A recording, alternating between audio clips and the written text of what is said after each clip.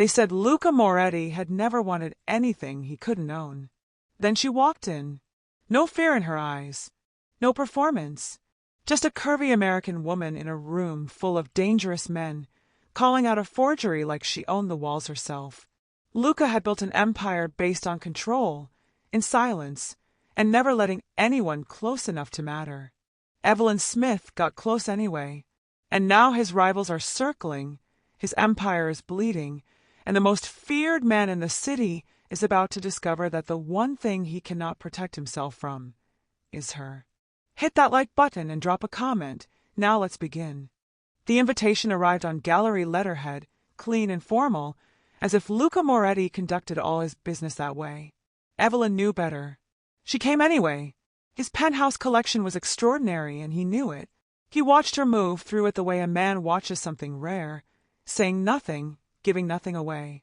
She matched him perfectly. Gloved hands, measured words, eyes that catalogued everything and revealed nothing. "You have an exceptional eye," he said finally. "You have an exceptional forgery problem," she replied, nodding toward a Klimt near the window. Third panel, bottom right. The silence that followed was not uncomfortable. It was electric. He offered her the contract over coffee she barely touched. Generous terms. Too generous. The kind of offer that came with invisible strings she wasn't supposed to notice.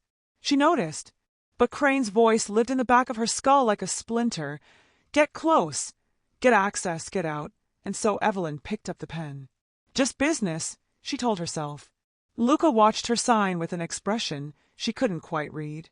No satisfaction, something quieter. Something that looked, dangerously, like relief. She didn't let herself think about what that meant. Not yet. Power, Evelyn was learning, had a smell. Leather and cold air and something quieter underneath, the particular stillness of a room where everyone was always watching. The lieutenants arrived at 7. For men who moved like shadows and spoke like contracts. They acknowledged her with the precise minimum of courtesy Luca's presence demanded, and not a fraction more. She catalogued them the way she catalogued art, looking for cracks, for authenticity, for what the surface was trying to hide. Luca noticed. Of course he did. Later, when the others had gone, he walked her through the penthouse properly, not as a host, but as something harder to name. He explained the Basquiat in the East Corridor without her asking. Then the Providence Wall. Then, quietly, the system by which his world actually functioned. She never asked why he was telling her. He never explained. Marco caught her at the elevator. Broad, unsmiling, loyal in the way only dangerous men could be. "You should be careful," he said, without looking at her directly. "About what you make him feel." Later, she heard him tell Luca the same thing differently. "She's going to be a problem." Luca's reply was simple. "Quiet. I know. It happened fast, the way real violence always did. Not dramatic, not cinematic, just suddenly and irrevocably real."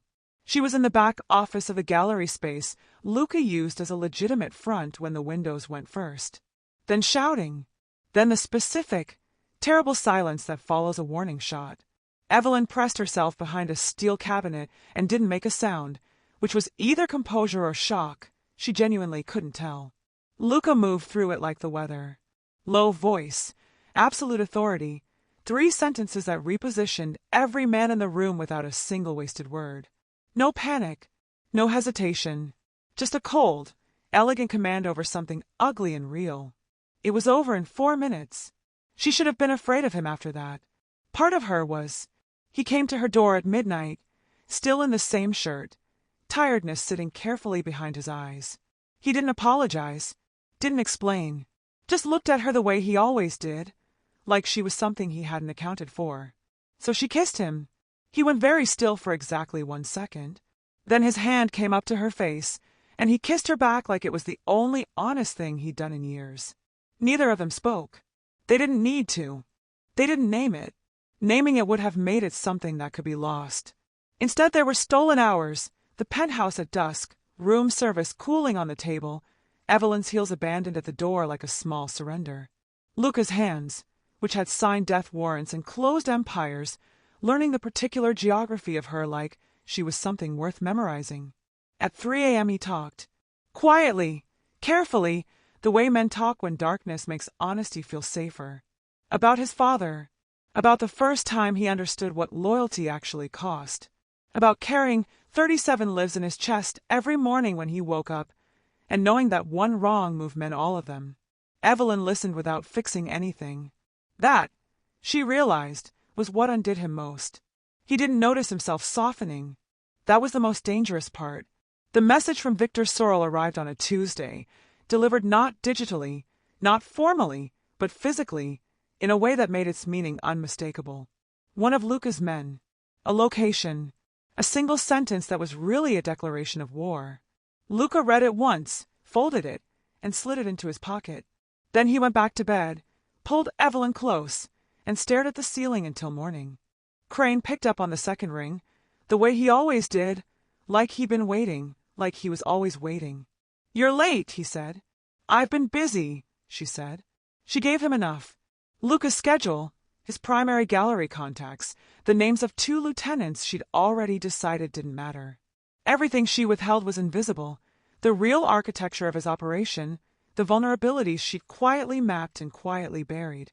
She told herself it was a strategy. She knew it was something else. Falling, she thought, hanging up. You are absolutely falling. She wasn't wrong. Across the city, in a room she didn't know existed, Marco slid a folder across a table to Luca. Background report. Clean on the surface, good family, legitimate career, impeccable references.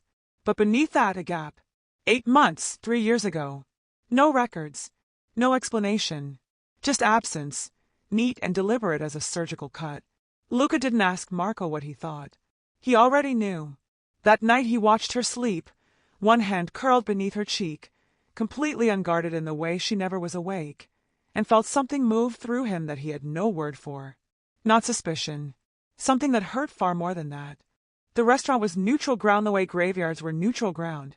Technically, yes, but you always knew what happened there. Victor Sorrel was exactly what Luca expected. Elegant, unhurried, the kind of man who delivered devastation in a pleasant voice over good wine. They spoke for 40 minutes about territory, about transitions, about the particular mathematics of power sharing, and every word was a blade angled just slightly toward the throat. Then Victor said her name. Casually, precisely, the way you drop something fragile to watch a man's eyes track the fall.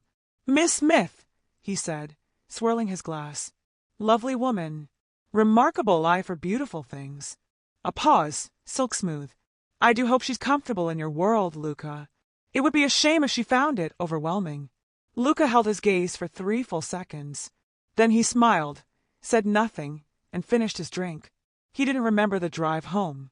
Evelyn was awake when he arrived, reading in the lamplight, and she looked up without surprise, without performance, just present. Fully, quietly present in a way no one had ever managed to be for him. He sat beside her, said nothing for a long moment. "Don't leave tonight." She closed her book. "I wasn't going to." Victor's man delivered the information the way executioners worked, efficiently, without pleasure, in front of everyone. A photograph.